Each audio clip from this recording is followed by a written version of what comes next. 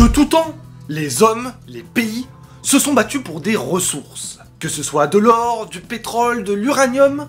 Mais saviez-vous qu'au milieu du 19e siècle, les Occidentaux se sont battus pour de la crotte d'oiseau? On est parti.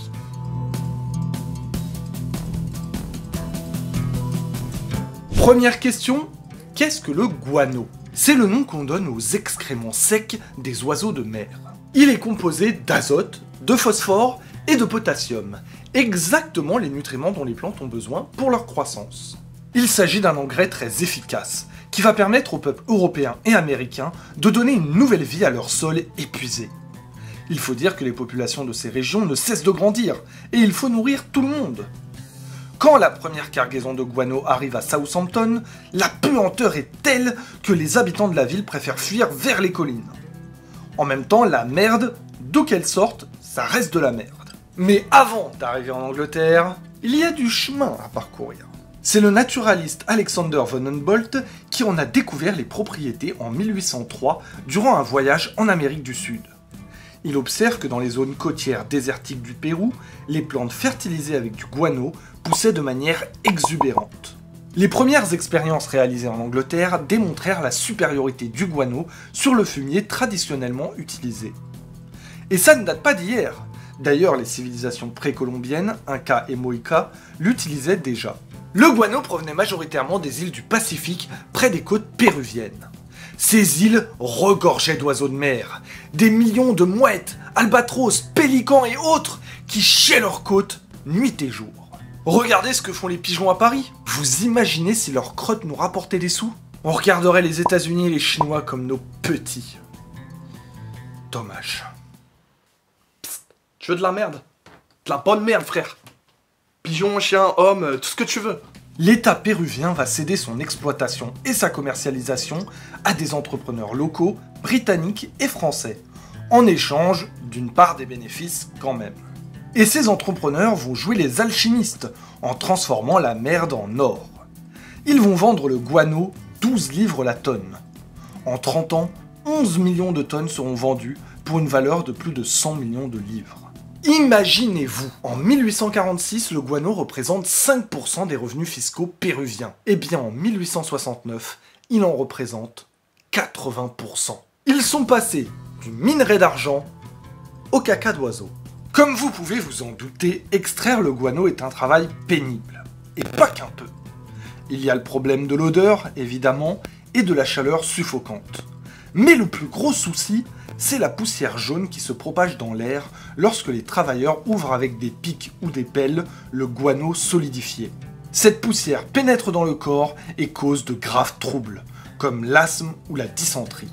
Vous comprenez donc pourquoi personne au Pérou ne voulait travailler sur ces îles, et le pays ne pouvait pas les y contraindre, puisque l'esclavage avait été aboli en 1854. Il fallut donc aller chercher en Chine une main-d'œuvre totalement servile.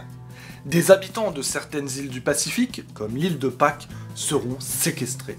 La valeur du guano atteignit de tels sommets que les Britanniques ont cherché de nouveaux gisements. Ils ont découvert 5000 tonnes de guano sur l'île de Sainte-Hélène, celle où ils avaient exilé Napoléon. Puis ce fut au tour de l'île d'Ishaboué, proche de la Namibie, qui contenait une couche de 8 mètres de fiente. Les exploitants se précipitaient comme des mouches à merde. Je parle souvent des Britanniques, mais il ne faut pas oublier un acteur majeur de la région, les États-Unis. En 1850, le président Millard Fillmore déclare que le pays utilisera tous les moyens possibles pour importer du guano à prix raisonnable. Cela ne suffit pas et il faut employer la manière forte. En 1856, le Congrès américain va adopter le Guano Island Act, permettant aux citoyens américains de prendre possession de toute île contenant du guano, au calme. Bon, bien sûr, il ne fallait pas que l'île soit sous juridiction d'un autre État. Quand même. C'est comme ça que les États-Unis vont prendre possession de nombreuses îles dans les Caraïbes et le Pacifique. Bien sûr, toute cette exploitation ne se fait pas sans conflit. L'Espagne veut sa part, et dans ce cas-là, il faut trouver un prétexte. En 1864, les Espagnols occupent les îles Chincha, appartenant au Pérou comme moyen de remboursement pour une dette que le Pérou aurait contractée depuis son indépendance. Il s'ensuivit une guerre entre les deux pays qui ne prendra fin qu'en 1871 avec une égalité, 0-0.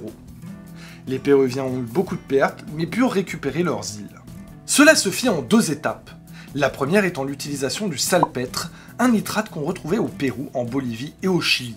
Une guerre se déclenchera d'ailleurs entre les 3 pays, et le Chili prit une partie du territoire et des ressources de la Bolivie. Mais le coup de grâce sera porté par la chimie et la Norvège, puisque c'est là-bas que va commencer la production de fertilisants artificiels. Plus rapide, plus efficace et moins coûteux. C'en était fini de l'âge d'or du guano. Le Pérou aura du mal à se remettre économiquement de la fin de cette époque. C'est la fin de cette vidéo, on espère que vous l'avez appréciée. Si c'est le cas, vous connaissez le principe. On s'abonne, on met des likes, on met des commentaires. C'est essentiel pour notre référencement. Quant à nous, on est toujours à la recherche de nouveaux financements. On réfléchit à plein de trucs, faire un élevage de pigeons ou récolter nos propres excréments. Toujours est-il qu'on se retrouve bientôt pour une nouvelle vidéo, et à la prochaine.